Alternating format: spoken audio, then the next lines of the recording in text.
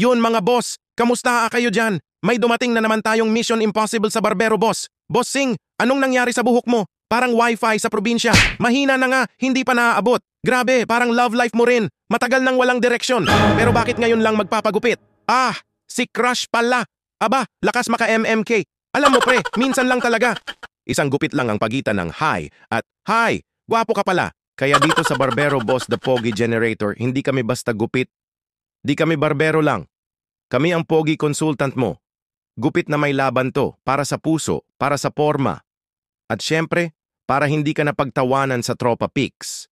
Kasi kahit simpleng lalaki, basta maayos ang gupit, nag-iiba ang ihip ng hangin. Parang si Cardo, laging bida. At tandaan, ang tunay na pogi, hindi lang sa forma, nasa diskarte rin.